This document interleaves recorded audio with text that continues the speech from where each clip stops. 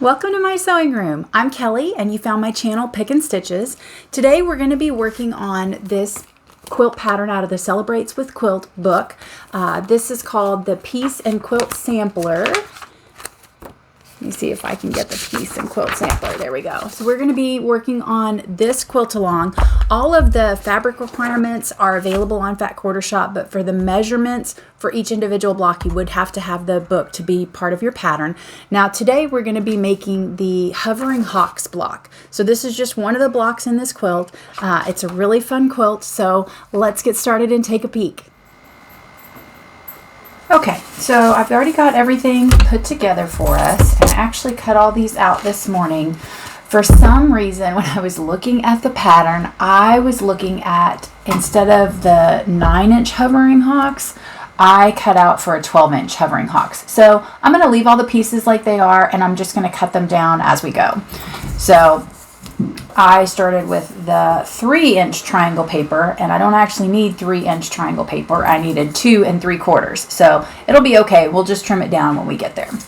So also, I don't know, this is how I like to store my triangles on a roll. So they come in this roll, and as you're pulling them out, that's great. But then what do you do with it? So I actually just cut the label off of my packaging and kept it. And then these are slap bracelets, like for the kids from the 80s, and you just slap them on, and it holds it all together. So I've got a drawer that I keep all of my different triangles on a roll of paper in, and then after I've cut off whatever I need, I wrap the label around it. That way it's always really easy to find what size it is, and then I keep that slap bracelet on it to keep it from coming undone. So just a little tip that might help you as I get tangled here in my stuff. Okay, so if you haven't worked with triangles on a roll before, you're gonna like it. I definitely took some time to get acclimated to using some of these types of papers, but I'm really glad that I did. And what I did was, I know I needed 8 triangles, and so you can cut them out per the instructions in the book, but this is just a slightly different approach, and so I know I needed 8, so this is going to make 8. I'm just going to sew along these dotted lines, and then we'll cut them all apart. So when I'm doing foundation paper, I do drop my stitch length down quite a lot, and I do have a couple pins in here because I was cutting these out early this morning, and I wanted it all to stay together. So I start right off the edge of the paper, and then I'm just going to follow that dotted line.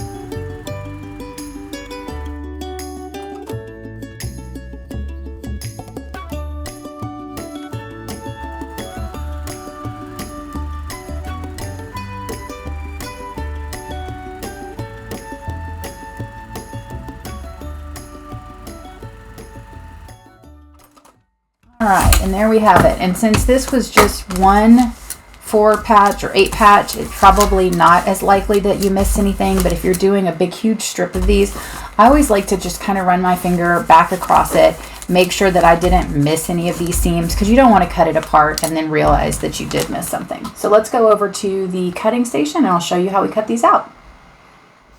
Okay, so these are pretty easy to cut out. You're just going to take your ruler just like normal, and we're going to cut out, oops, I'm bumping things, cut out right along these diagonal lines and around the outer edge. So I usually like to trim out my outside edges up first. Doesn't really matter.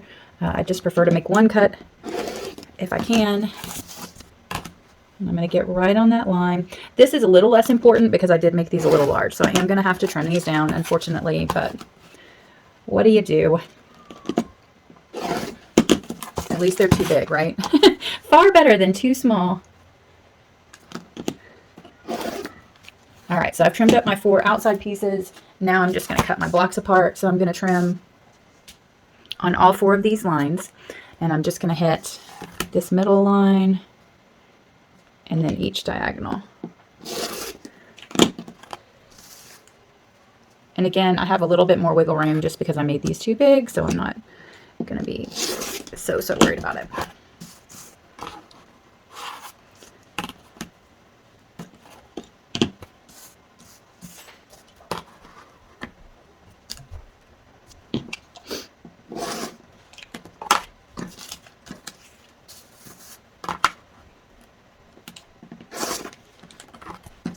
And you can definitely do these triangles without the paper. If you're sewing them in this method, a lot of times that's enough just to be on the diagonal.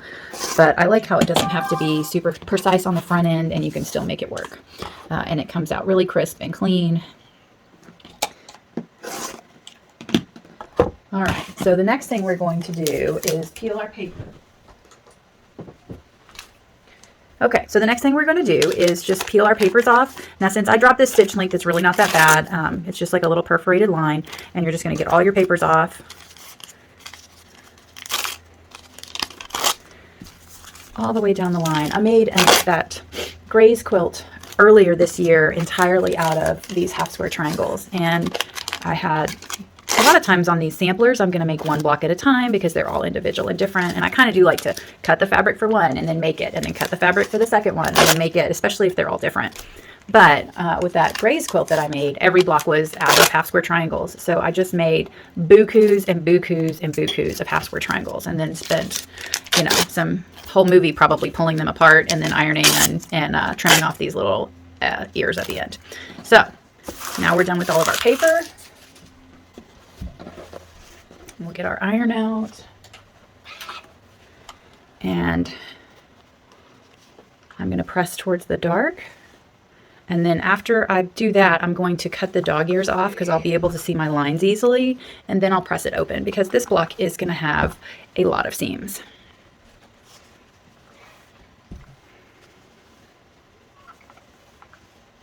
And again, this isn't my final press. I'm just trying to get that first round, so I can see where to trim them up.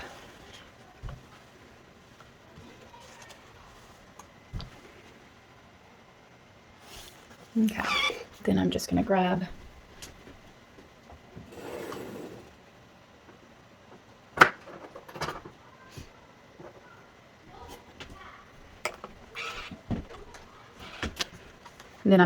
a little pair of scissors and give it a quick trim on each side.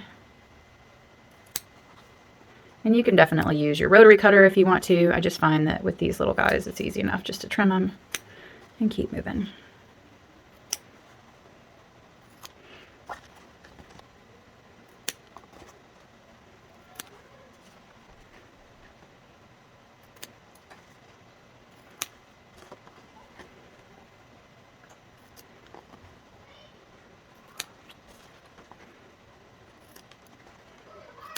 Okay. And then I'll clean up my little mess that I made so it doesn't end up all over my floor. And we'll press these guys open. Maybe, maybe not. There we go. I was doing some gardening work yesterday and broke a couple nails and didn't want to get it with that index finger anymore.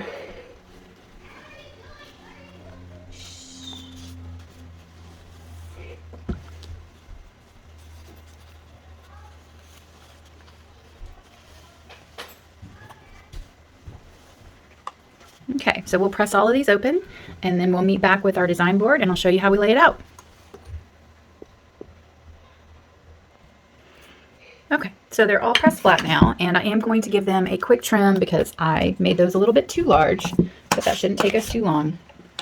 So it gives us a chance to look and make sure that we like how everything is lining up. So I like to get this line right there with my center seam, and I'm going to cut these down to the correct. Yeah, I'm going to just trim up all 4 sides while we're here. Why not, right? If we're going to make it, let's do it right. I'll try not to scrape my board, I often will sweep everything off with my ruler, which is pretty efficient, but it kind of makes a noise I find to be similar to a chalkboard noise. It doesn't bother me when I'm the one doing it, but it would probably bother me to watch a video with it. So that's one. So we'll speed this up and get through it for you. Kind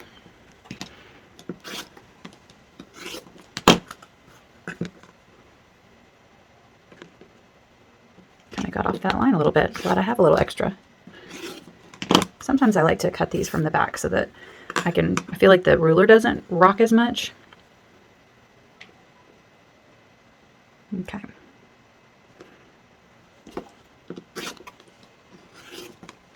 So I'll get the rest of these cut and meet you back here.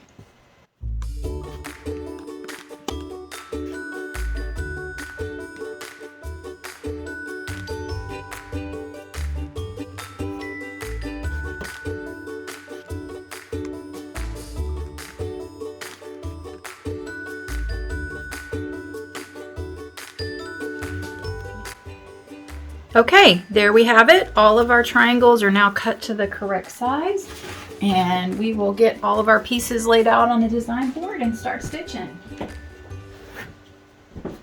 I'm going to grab one of these that has a little bit more space in it.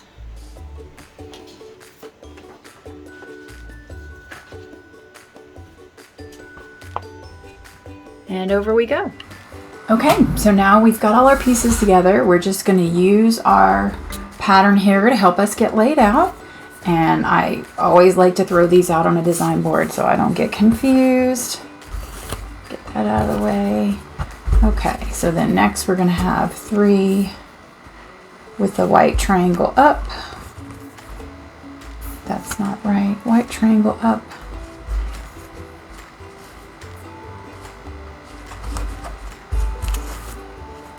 And then we'll go with the blue triangle up. I feel like a first grader when I start talking to myself through these blocks. Anybody else talk to themselves while they're building them out? 4, 2 solids. And then this one this way. All right, so then I always like to double check. Blue to the outside, blue to the outside, inside, inside, inside, white stripe. Blue stripe, blue stripe. I think we're good. Okay, so we're going to piece these together, and I generally like to piece, chain piece as I'm going. So the instructions say to piece this row and then sew it to this row, but they're kind of pressing together, or excuse me, nesting instead of opening those seams up. And I just think with this many joins on it, I really want to press my seams open. So if you sew yours like it says in the book, you're going to come at it a little different order. But what I'm going to do is I'm going to just start, see if I can get this on camera. There we go. I'm going to start here, and I'm going to flip this one over, and I'm going to sew it here, and this one here, and this one here, and this one here. So I'm going to have this whole row. Then I'm going to set those seams, press them open, and then I'm going to add this row and then this row. Or actually, I can press it open at the end if I want to. But that's how I'm going to piece these together, just so it's not confusing. And I'm going to knock over my triangles. Now I'm going to drop my stitch length back to something a little closer to normal. That 1.0 is a little bit tight for not paper piecing. And we are off to the races.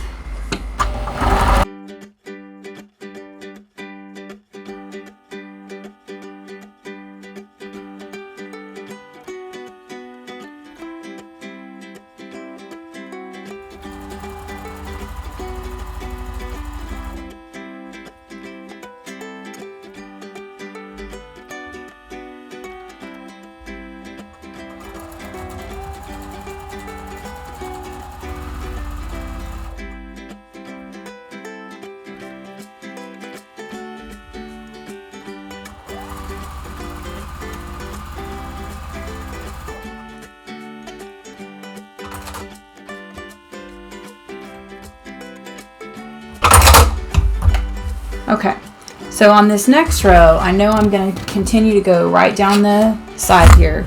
So I'm just going to flip this one back open, and I'm going to put this one on it. And in fact, if you want to, if you think you're going to get confused, I always like to pull it back over to my design board and then flip it open and pin the next piece onto it. So I would just come back over here And you can press that other seam open first if you want to, but this is when I use pins the most, is when I'm moving between the design board and the sewing machine and I just want to get organized over here and then sew it.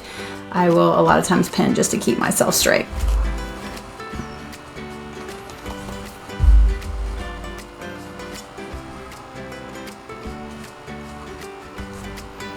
The nice thing about these blocks is there's not so many points that you have to be super careful as you're putting it together. I mean, always you want to be precise and careful, but there are some quilts that are just a little bit more attention grabbing.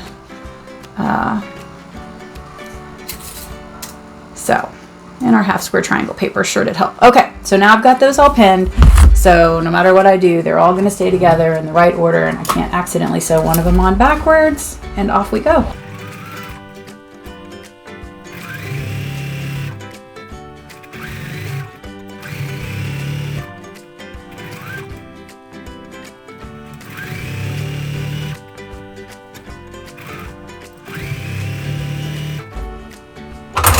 Okay, same thing. I'm going to break thread, cut thread, and then bring it back to my design board and pin that last row, column, I guess.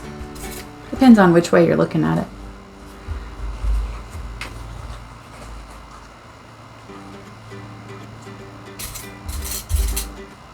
Well, that was fun. I love these little house pins, but they are pretty sharp, so if you're not paying attention, they will poke you.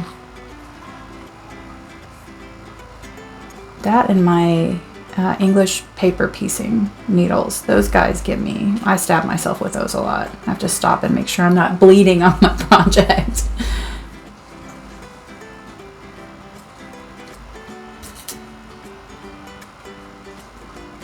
All right, here we go.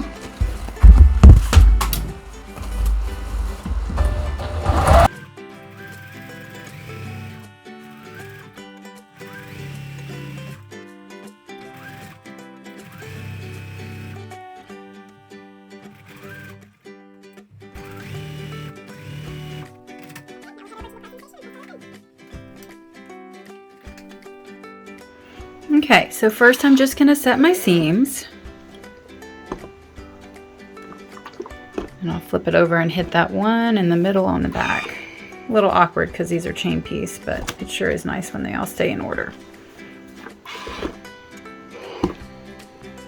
And now I'm just going to press them all one way first, and then I will come back and press them open.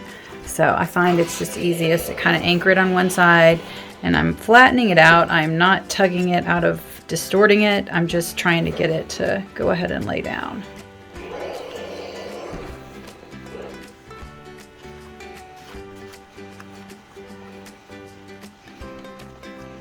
Now, if you were following the instructions on these, you would press away from the triangles and towards the solid blocks on each row. So that wouldn't be bad either. But again, just because this block has a lot of little pieces, I'm going to go ahead and press it open.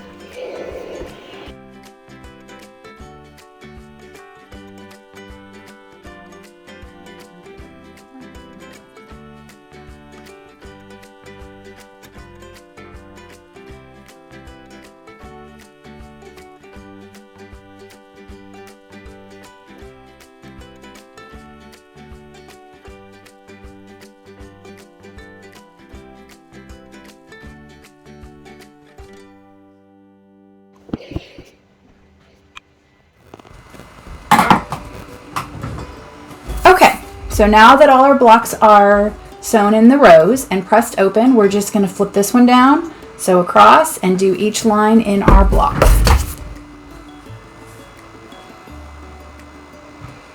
And I'm going to throw a couple pins in this just so it doesn't move around on me because there are a couple different seams here.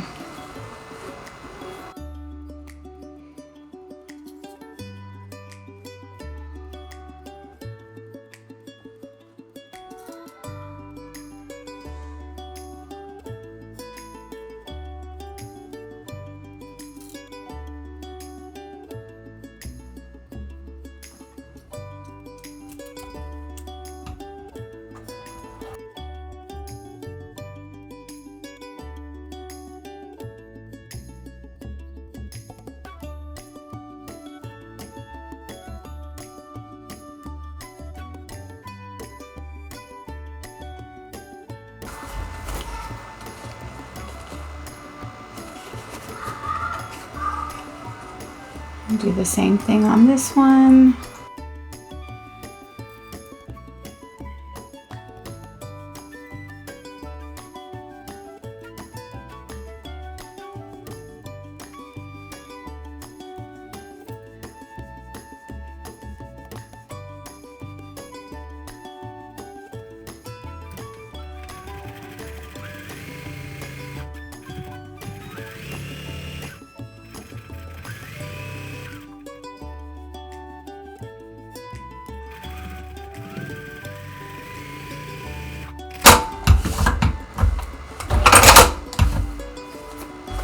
Okay, one more.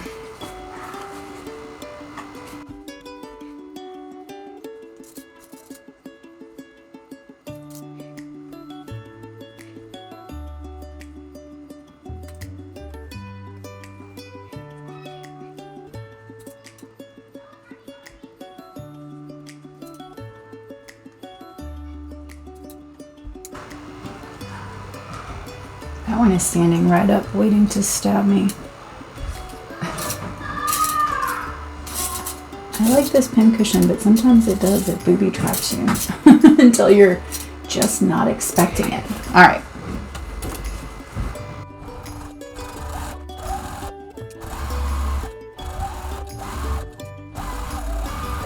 All right, let's go press it. Okay, so first we're going to set our seams.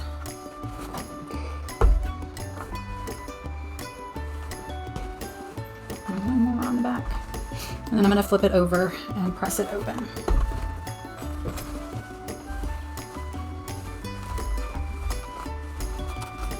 And these are kind of bulky seams here in the corners, but that's okay.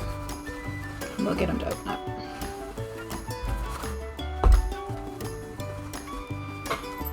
And I'm just kind of using the flat side of my iron to make sure that it stays down and that it folds straight over.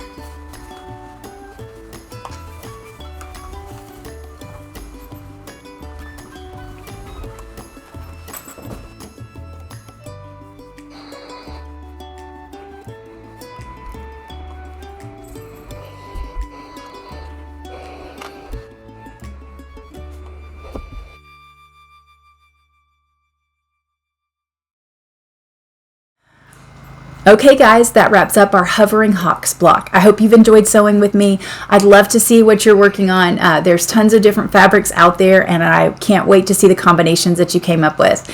If you like watching these videos and you like sewing along with me, like and subscribe. It helps me out a ton. We'll see you next time.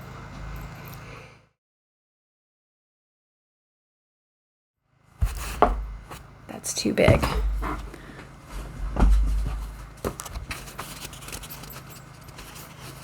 That's too small. I feel like Goldilocks.